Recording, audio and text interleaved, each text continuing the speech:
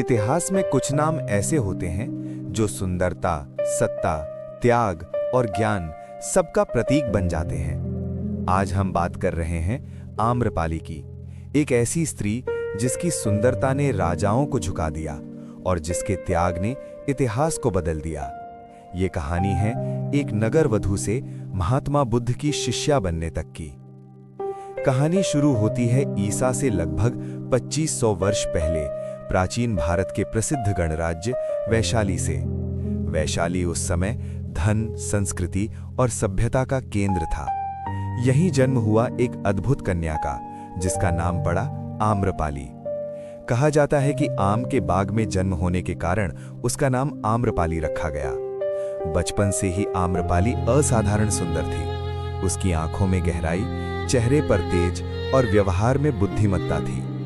जैसे जैसे वो बड़ी हुई, वैशाली के राजा, राजकुमार और धनी लोग उस पर मोहित होने लगे। लेकिन समस्या ये थी कि कोई भी राजा उसे अपनी रानी बनाने को तैयार नहीं था, क्योंकि हर राजा उसे सिर्फ अपने लिए चाहता था। आपसी युद्ध और कलह से बचने के लिए वैशाली के गणराज्य ने एक कठोर निर्णय लिया। आम्रपाली को बना दिया गया नगर वधू। नगर वधू यानी एक ऐसी स्त्री जो किसी एक की नहीं बल्कि पूरे नगर की होती है। ये निर्णय आम्रपाली के लिए सम्मान और पीड़ा दोनों लेकर आया।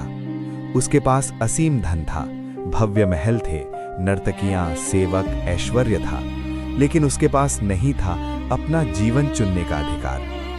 फिर इतिहास में प्रवेश करते हैं मगध सम्राट बिंबिसार। वे आम्रपाली की सुंदरता पर मोहित हो गए और कुछ कथाओं के अनुसार उनसे पुत्र विमल कोंडन्ना भी हुआ। लेकिन आम्रपाली का जीवन वहीं नहीं रुका। एक दिन वैशाली में आगमन हुआ महात्मा बुद्ध का। जब आम्रपाली ने बुद्ध को देखा तो पहली बार किसी ने उसे सिर्फ शरीर नहीं, आत्मा के रूप में देखा। बुद्ध के उपदेशों ने उसके भीतर एक नया प्रकाश जगा दिया। उसी दिन आम्रपाली ने महात्मा बुद्ध और संघ को अपने महल में भोजन का आमंत्रण दिया। ये जानकर वैशाली के राजा हैरान रह गए। कहा जाता है कि राजाओं ने बुद्ध को अधिक धन देने की पेशकश की, लेकिन बुद्ध ने कहा, जो आमंत्रण पहले देता है स्वीकार उसी का होता है। उस भोजन के बाद आम्रपाली ने अपने जीवन का सबसे बड़ा निर्णय लिया। उसने अपना पूरा धन, महल, बाग सब कुछ बौद्ध संघ को दान कर दिया और स्वयं बौद्ध भिक्षुणी बन गई। एक नगर वधू जो कभी ऐश्वर्य की रानी थी, अब त्याग और करुणा की प्रतीक बन चुकी थी।